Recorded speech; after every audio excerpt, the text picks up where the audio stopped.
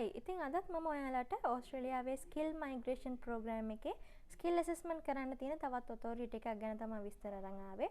ඉතින් සාමාන්‍යයෙන් ඔයා ඉන්ජිනියරින් ෆීල්ඩ් එකේ එහෙම නැත්නම් IT ෆීල්ඩ් එකේ කෙනෙක් නෙමෙයි නම් බොහෝ දුරට ඔයාගේ ස්කිල් ඇසස්මන්ට් එක කරන්න තියෙන්නේ මේ ඔතොරිටි එක යටතේ වෙන්න පුළුවන්. ඒකට හේතුව තමයි මේ ඔතොරිටි එක යටතේ ප්‍රොෆෙෂන් 360කට වඩා ඇසස් කරනවා. ඉතින් ඒ තමයි වෙටසස්. වෙටසස් කියලා කියන්නේ vocational education and training assessment service කියන එකේ short form එක. ඉතින් basically most of the management, business, hospitality and community service jobs assess කරන්නේ මේ වෙටසස් එකේ යටතේ.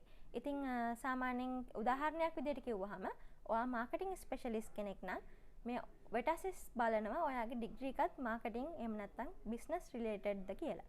ඉතින් basically ඔයාගේ මේකෙත් සිද්ධ වෙන්නේ ඔයාගේ work experience සහ ඔයාගේ qualifications Australian standard එකට match වෙනවද කියලා බලන එක.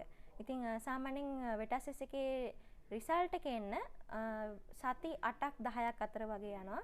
ඊට අමතරව fast track service එකකුත් තියෙනවා extra fees එක. ඉතින් සාමාන්‍යයෙන් මේකේ validity එක අවුරුදු 3ක් යනකම් මේ skill assessment එක valid වෙනවා.